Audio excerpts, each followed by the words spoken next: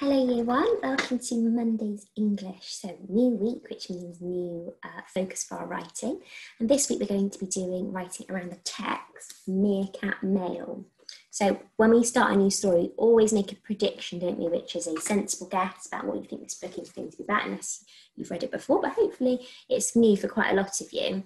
So we like to use the sentence stems, I think and I predict when we think about our prediction. So just looking at the cover, and here's the back of the book. There's no blurb on the back, but it might give you a clue to some of the things that are in the story.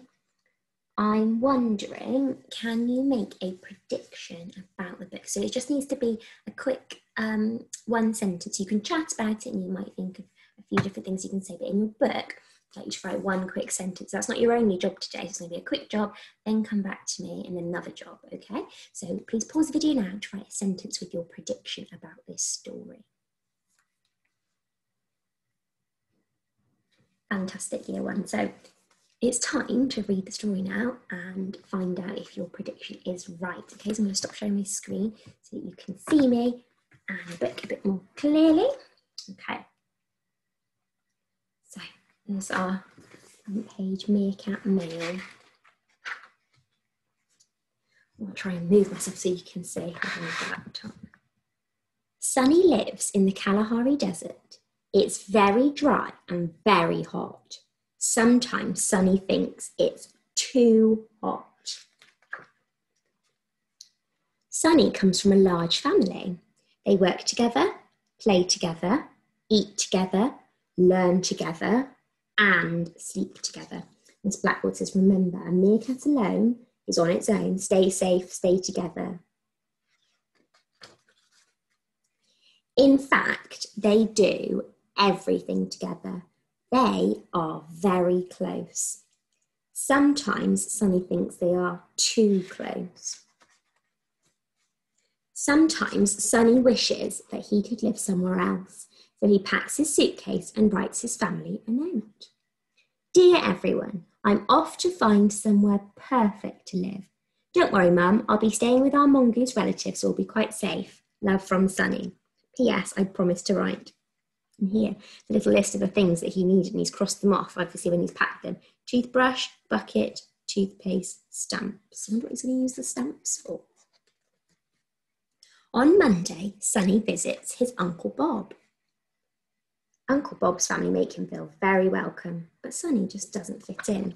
And here we've got a postcard. So I'm going to try and read you this postcard as well as showing you. Oh, that's not very helpful, is it? To Mum and Dad, it's a lot like being at home here, except that I'm the biggest. The weather is sunny and the food is fantastic. Lots of scorpions, yum. Best thing is, no one has to keep looking at because there's this bird which goes squawk when there is danger. I told Uncle Bob our family motto is stay safe, stay together. He told me theirs is run and hide, from Sunny. Can you see that postcard there? Can you see how we've got the address to the big meerkat? So that's where his family lives. So on Tuesday, Sunny goes to stay with his cousins Scratch and Mitch and the rest of the family. We've got another postcard. It says greetings from Banded Mongoose Country. I'll try and show you this one. Dear Mum and Dad, we have been living in an old termite mound, but we are moving. There is plenty to eat. Yours ticklishly, Sunny. Sunny is getting itchy feet. He decides it's time to move on. On Wednesday, he arrives at his cousin Edward's. Sunny is not at all sure that eggs are totally agreed. I think I'm probably supposed to read the postcard before that line. It says, hello from the farm.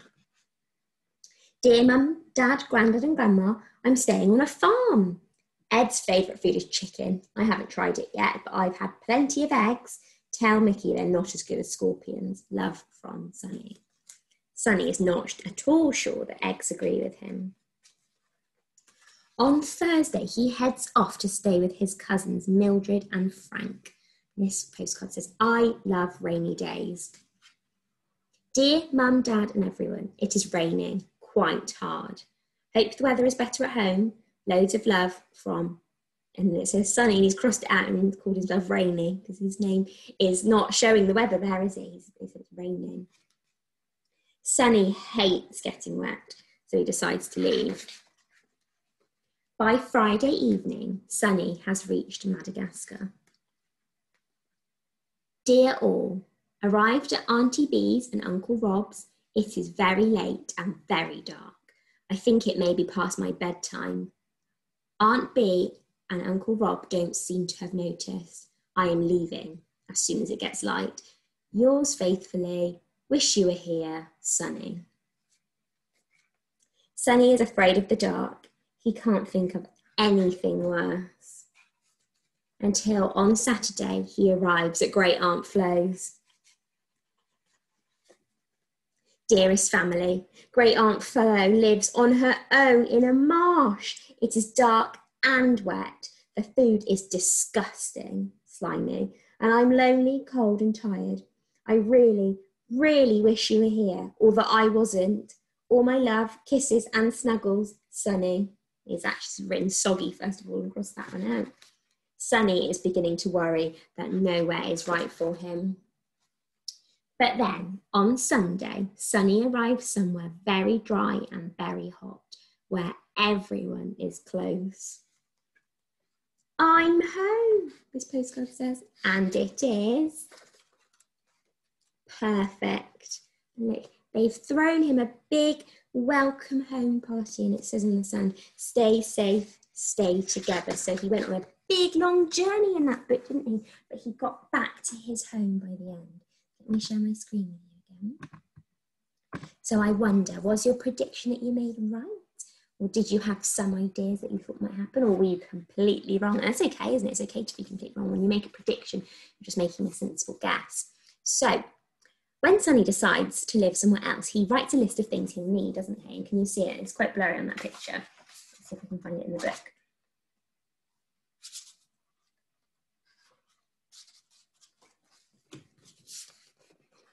You see, it's a list of things that he needs: toothbrush, bucket, toothpaste and stamps. So now we know why he needed stamps, and we all the postcards that he sent. So I want you to have a little think, and I want you to imagine you're going on holiday. And I'm sure it's been quite a while since you've been on holiday. It's been quite a while since everybody's been on holiday, hasn't it? So imagine you're going on holiday. What things would you need to pack if you were going on holiday? So there's Sunny's written a list of a few things. What you would need. Pause the video and have a little think about the things you might like to take on holiday with you.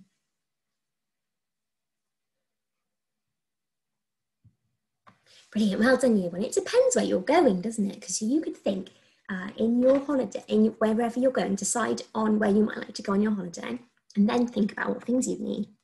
For example, if you were going on a sunny beach holiday, you might need different things than if you were going on a cold skiing holiday, wouldn't you? So your job today, or your second job, is to write a list of the things that you would take. You're going to write this sentence at the start: on my holiday, I would take.